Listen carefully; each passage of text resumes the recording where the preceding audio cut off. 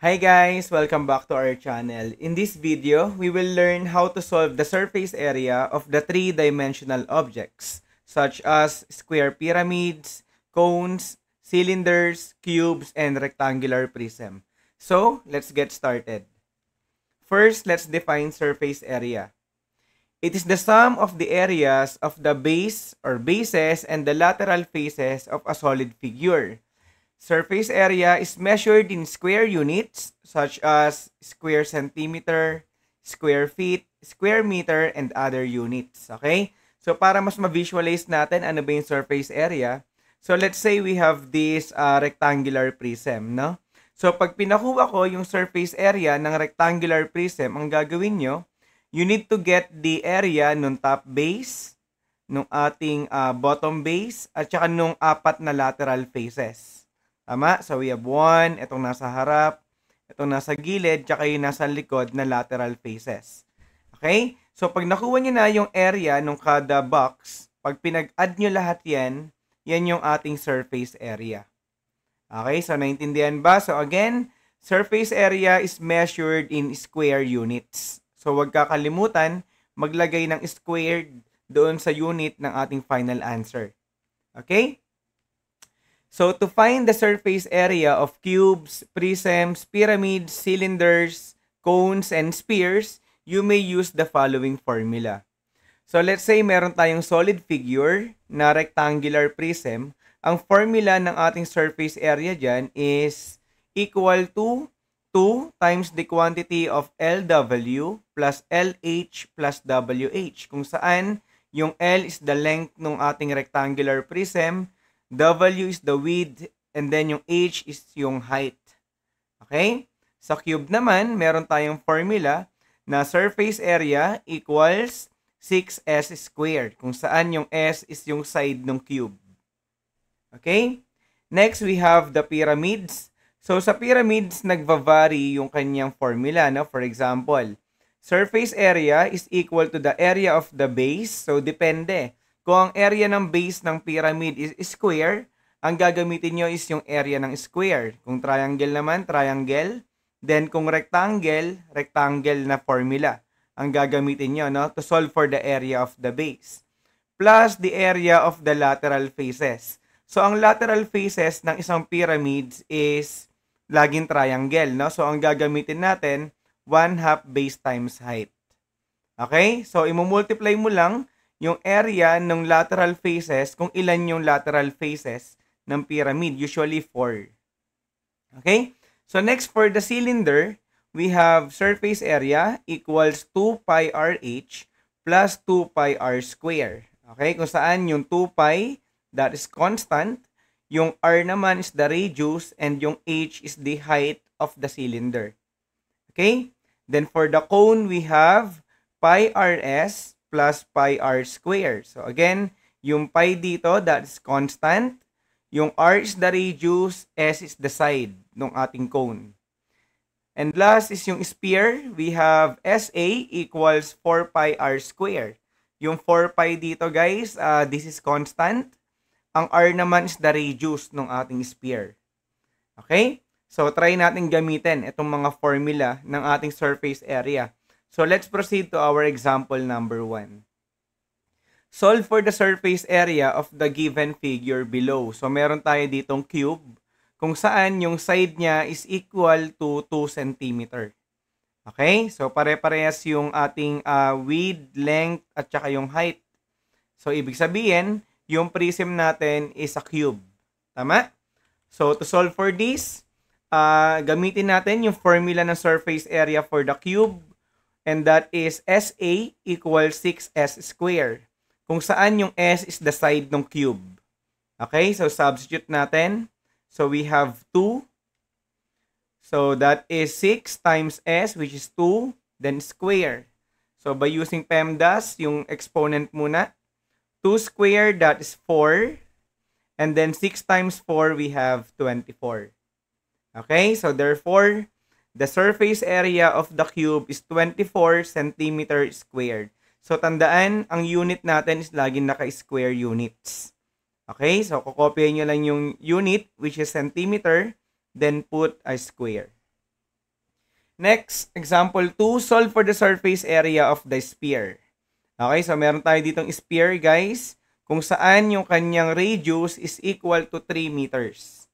Tama? So, ito yung radius. From the center ng sphere, papunta dun sa may pinaka-dulo nung ating sphere, no? Dito. So, to solve for the surface area, gagamitin natin yung formula na SA equals 4 pi r square. Kung saan ang r lang yung hahanapin natin. Yung 4 pi, this is constant. Okay? So, ang r natin, radius, 3 meters. So, we have 4 pi times 3, then square. Tama? So, using PEMDAS, exponent muna tayo. 3 square, that is 9.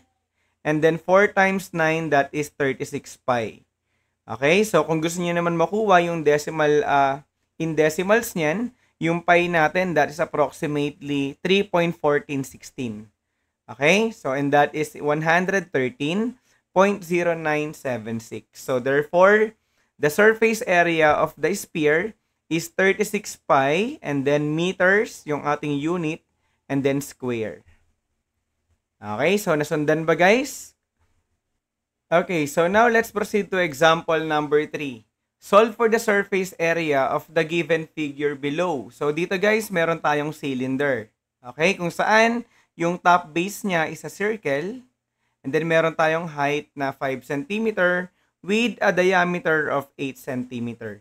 Okay, so to get for the surface area of the cylinder, ang gagamitin nating formula is surface area equals 2 pi rh plus 2 pi r squared. Okay, kung saan yung r is the radius nung ating top base and yung h naman is yung height.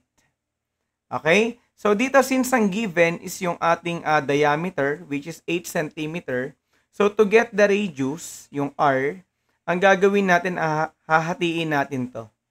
Tama? So kung saan ang r natin is equal to 4 cm, yung kalahati. Since ang radius is from the center papunta dito sa dulo. Okay? So, substitute natin. We have SA equals 2 pi r, which is 4 cm. Yung height natin is 5. Tama? Plus 2 pi r square. So, again, ang r natin is 4 cm. So, simplifying the equation. So, we have 2 times 4, 8 times 5, that's 40, then pi. Plus, this is 4 square, so we have 16 times 2, that is 32 pi.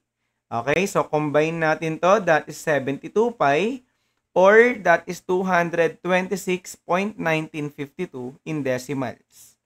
Okay, so therefore, the surface area of the cylinder is 72 pi centimeter squared.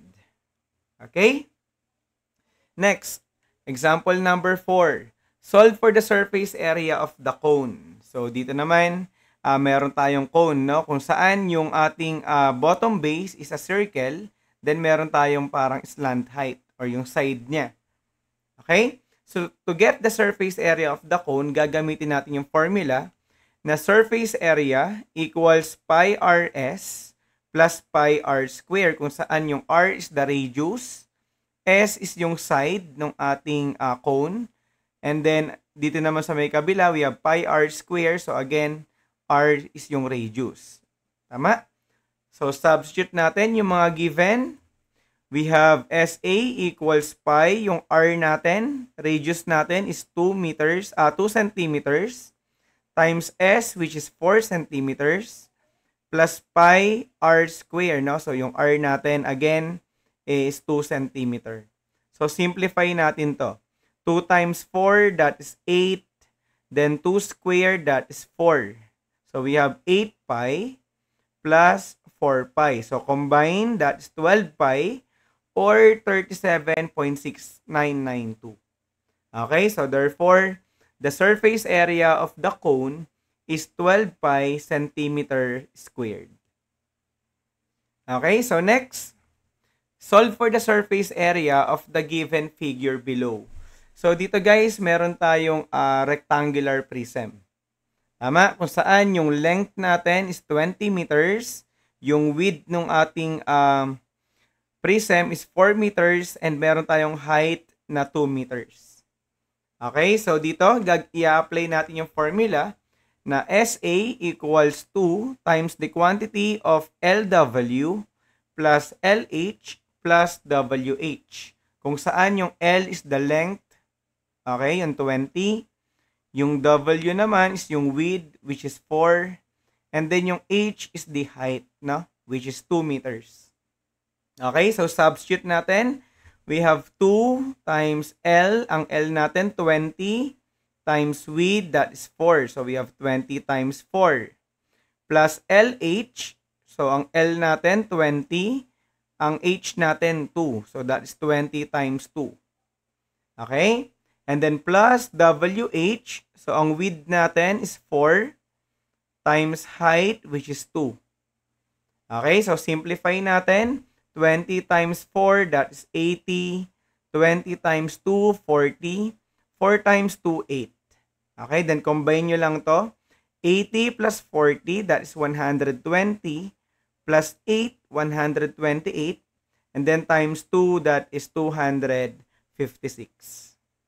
Okay, so therefore, the surface area of the prism is 256 meters squared. Okay? So next, number 6. Let's solve for the surface area of this square pyramid. Okay, so dito guys, meron tayong square as the base. Ito yon. Kung saan ang side natin is 10 cm. And then yung height ng ating pyramid, ito, is 20 cm. Okay, so ang formula ng ating surface area, so laging tatandaan, surface area is equal to the area ng base. Ito yun, yung nasa baba. Area daw nito. Plus yung area ng lateral faces. Okay, so since ito ay square pyramid, ibig sabihin we have 4 lateral faces. Okay, so substitute natin yung mga formula. Area ng base. So ang base natin is square. So ibig sabihin, ang area niyan is S square. Tama? Then plus yung area ng lateral faces. So again, meron tayong 4 na lateral faces dito. 1, 2, 3 yung nasa likod. Then pang-4 yung nandito sa left side. Okay, so we have 4. Kaya times 4 tayo dito. Times dun sa area ng triangle. 1/2 base times height. Okay, dahil triangle yung ating lateral face. Okay, so substitute natin yung mga given. So, area ng base, S square. Ang side natin dyan, 10. Okay, so we have 10 square. Plus 4, this is constant. 1/2, constant. Ang BH natin, base times height. Ang base natin, 10. Times height, ang height natin, 20. Okay, so simplify natin to. 10 square, that is 100. Plus, so 10 times 20, this is 200. Tama? 200 times 1/2. Ang 1/2 ng 200 is 100. Times 4, we have 400. Okay, then combine nyo lang yan. So 100 plus 400, we have 500 centimeters and then square. So ito na ngayon guys, yung surface area ng ating square pyramid.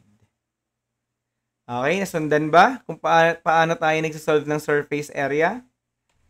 And that's it for our lesson today. I hope you were able to understand the topic. So if you have any questions or clarifications, feel free to drop a comment below. So thank you guys for watching. This is Prof. D. See you in the flip side. Bye!